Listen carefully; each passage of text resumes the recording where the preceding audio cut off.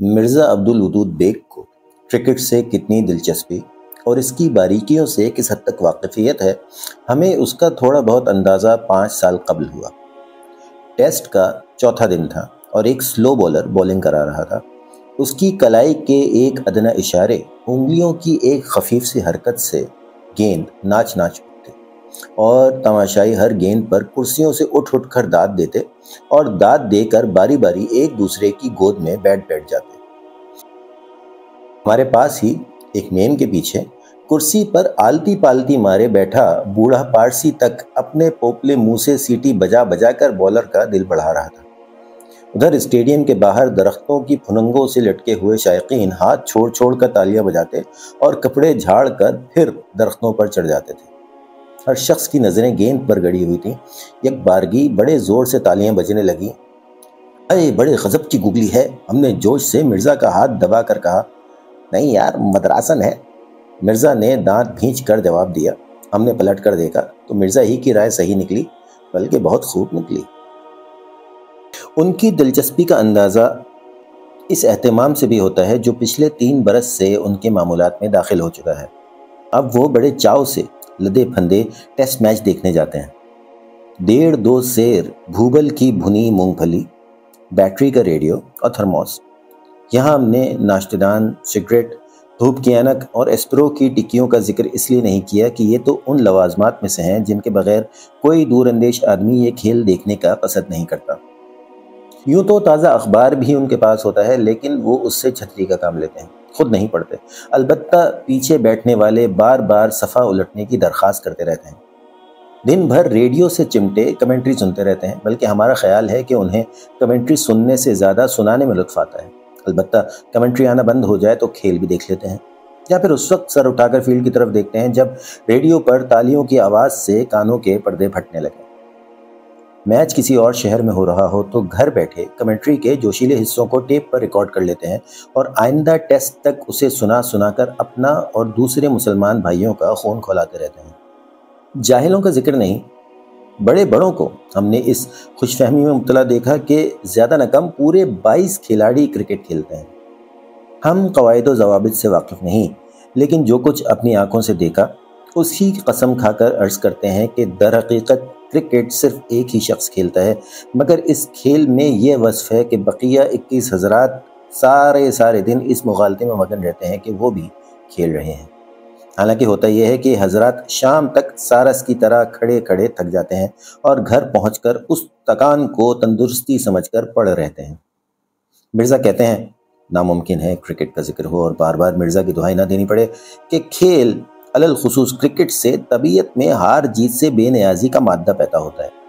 اب انہیں کون سمجھائے کہ جیتنے کے لیے واقعی کاوش و مجادلت درکار ہے، لیکن ہارنے کے لیے مشق و مہارت کی چندہ ضرورت نہیں کہ یہ مشکل مخالف ٹیم بالعموم خود آسان کر دیتی ہے۔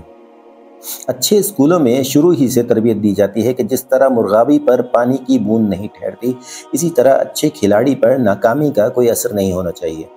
ہم نے دیکھا ہے کہ بعض کمزور طبیعتیں اس نصیحت کا اس قدر اثر لیتے ہیں کہ ہر قسم کے نتائج سے بے پرواہ ہو جاتی ہیں۔ لیکن اگر ہم کھلے خزانے یہ اعتراف کر لیں کہ ہمیں جیت سے رنج اور ہار سے خوشی نہیں ہوتی تو کون سی عیب کی بات ہے؟ انگلستان کا بادشاہ ولیم فاتح اس سلسلے میں کمال بے ساختگی اور صاف دلی کی ایک مردہ مثال قائم کر گیا ہے، جو آج بھی بعضوں کے نزدیک لائق توجہ تقلید ہے۔ وہ یہ کہ ایک دفعہ جب وہ شطرنج کی بازی ہار گیا تو آؤ دیکھا نہ تاؤ، جھٹ چوبی بساط جیتنے والے کے سر پر دے ماری، جس سے اس گستاخ کی موت واقع ہو گئی۔ مورخین اس باب میں خاموش ہیں، مگر قیاس کہتا ہے کہ درباریوں نے یوں بات بنائی ہوگی، سرکار یہ تو بہت ہی کمظرف نکلا، جیت کی ذرا تاب نہ لا سکا، شادی مرگ ہو گیا۔ یہی قصہ ایک دن نمک مرچ لگا کر ہم نے مرزا کو سنایا، بگڑ گئے۔ کہنے لگے آپ بڑا فلسفہ چھانٹتے ہیں، مگر یہ ایک فلسفے ہی کا قول ہے کہ کوئی قوم سیاسی عظمت کی حامل نہیں ہو سکتی جب تک اس نے کسی نہ کسی عہد میں اپنے کھیل کا لوہا نہ منوایا ہو۔ ہم نے چھیڑا مگر قومیں پٹ کر ہی تو ایکڑ ہوتی ہیں۔ قوموں کو جہاں کا تہاں چھوڑ کر ذاتیات پر اتر آئے۔ جس شخص نے عمر بھر اپنے دامن صحت کو ہر قسم کی کثرت اور کھیل سے بچائے رکھا، وہ غریب کھیل کی اسپرٹ کو کیا جانے۔ بچپن میں بھی تم کھیل جو کھیلے تو صنم کا، میں جانتا ہوں تم جیسے تھوڑ دلے محض ہار کے ڈر سے کرکٹ نہیں کھیلتے، ایسا ہی ہے تو پرسوں صبح بغدادی جم خانہ آ جاؤ، پھر تمہیں دکھائیں کرکٹ کیا ہوتا ہے۔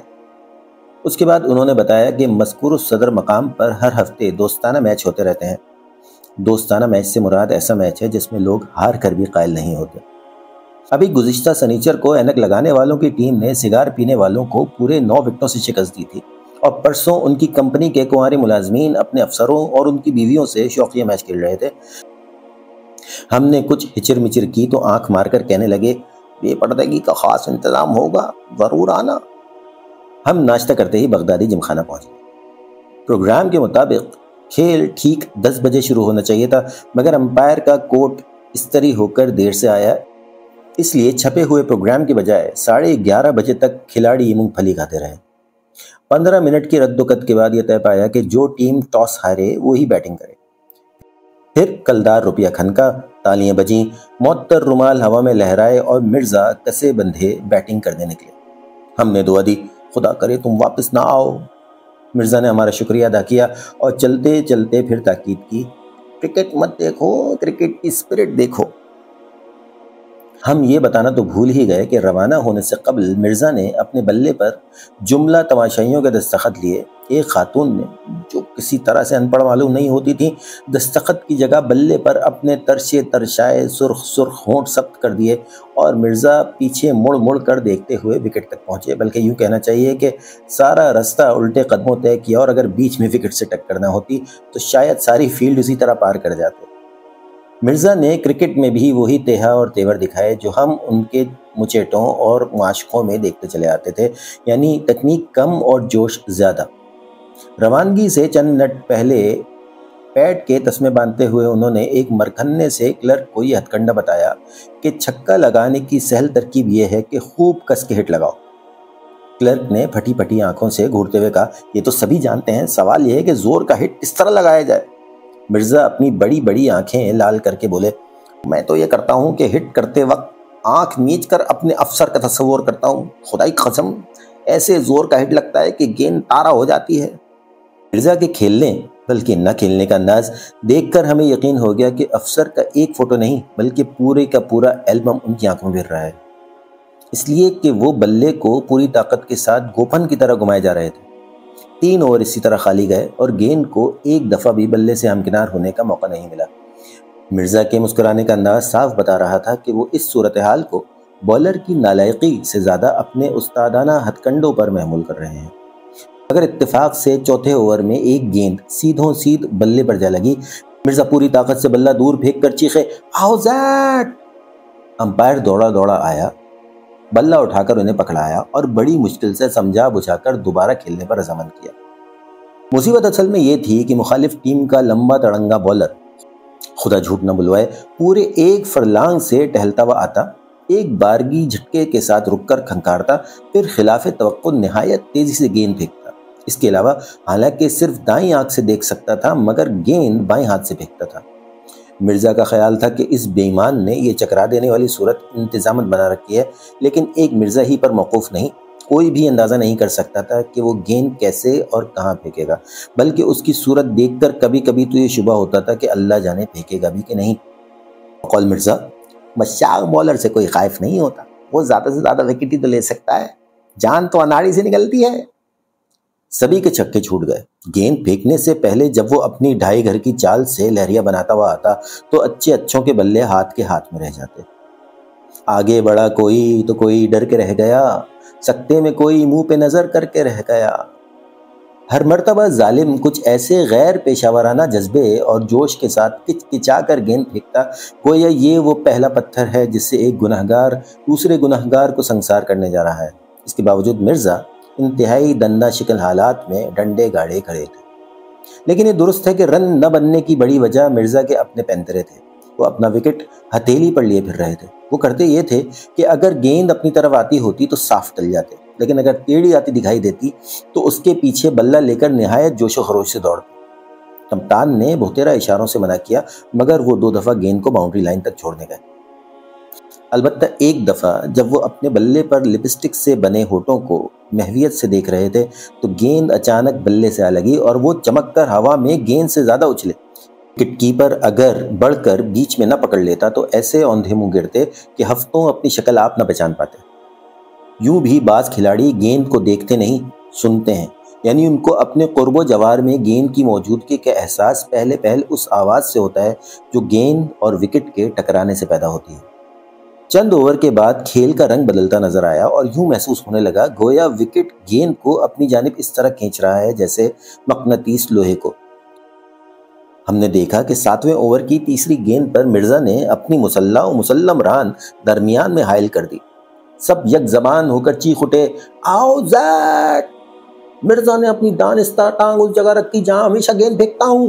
बॉलर ने इल्जाम लगाया, बकवास है, बात यूं कि इसने जानबूझकर उस जगह गेंद फेंकी जहां मैं हमेशा अपनी टांग रखता हूं।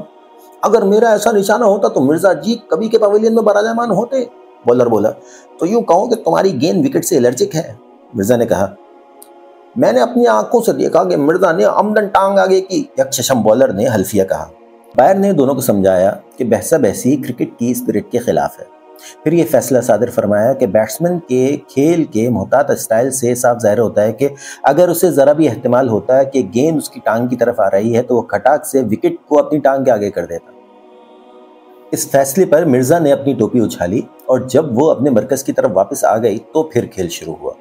लेकिन दूसरे ही ओवर में बॉलर ने गेंद ऐसी खींच के मारी कि मिर्जा के सर से एक आवाज़ और मुंह से कई निकली और टोपी उड़कर विकेट कीपर के हाथों पर जा पड़ी। जब अंपायर ने मिर्जा को टोपी पहनाने की कोशिश की तो वो 1 इंच तंग हो चुकी थी। इसके बावजूद मिर्जा खूब जम कर खेले और ऐसा जम के खेले कि उनकी अपनी टीम के पांव उखड़ गए। इस इजमाले पुरमलाल की तफसील ये है कि जैसे ही उनका साथी गेंद पर हिट लगाता वैसे ही मिर्जा उसे रन बनाने की पुरजोर दावत देते। जब वो कुशा 3/4 पिच तय कर लेता तो उसे डांट डपट कर बल्कि धकेल कर अपनी विकेट की जानिब वापस भेज देते। मगर अक्सर यही हुआ कि गेंद उस गरीब से पहले वहां पहुंच गई और वो मुफ्त में रन आउट हो गया। जब मिर्जा ने यके बाद दीगरे अपनी टीम के 5 खिलाड़ियों को बशमूल कप्तान ज़ीशान इस तरह जुलूस निकाल दिया तो कप्तान ने पसमानदिगान को सख्ती से तंबीह कर दी कि खबरदार, अब मिर्जा के अलावा कोई रन न बनाए।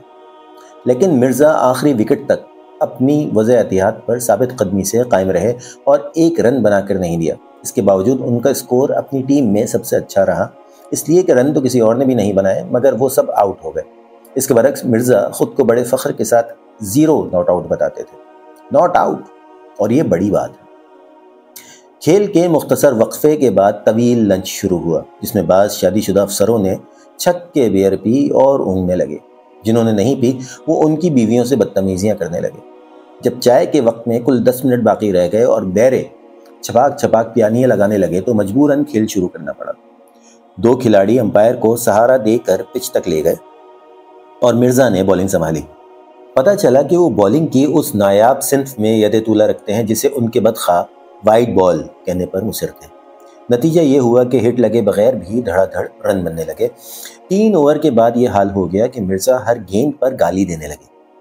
शिकार में भी उनका सदा से यही दस्तूर रहा कि फैर करने से पहले दांत पीस कर तीतर को कोसते हैं और फैर करने के बाद बंदूक बनाने वाले कारखाने को गालियाँ देते हैं। हम बॉलिंग की मुख्तलिफ किस्मों और बारीकियों से वाकिफ नहीं, हम इतना ज़रूर देखा कि जिस रफ्तार से मिर्जा विकेट की तरफ गेंद फेंकते उससे चौगनी रफ्तार से वापस कर दी जाती।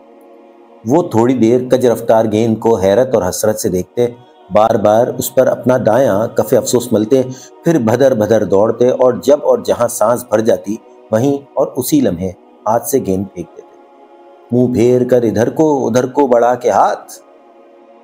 इब्तिदा में तो मुखालिफ टीम उनकी बॉलिंग के मेयार से नहायत मुतमईन और महसूस हुई, लेकिन जब उसके पहले ही खिलाड़ी ने 15 मिनट में 30 रन बना डाले तो कप्तान ने इसरार किया कि हमारे दूसरे बैट्समैन रह जाते हैं, उनको भी मौका मिलना चाहिए, इसलिए आप अपना बॉलर बदलिए। मिर्जा बॉलिंग छोड़कर पवेलियन में आ गए। हमारी खुशी के कानों तक बाँछें खिली पड़ रही थीं। जब वो अपनी जगह पर वापस आ गई तो मुंह हमारे कान से भिड़ा कर बोले, कहो पसंद आई? कौन, किधर? हमने पूछा। हमारा हाथ झटक कर बोले, मेरे गाँव दी हो तुम भी, मैं क्रिकेट की स्पिरिट की बात कर रहा हूँ।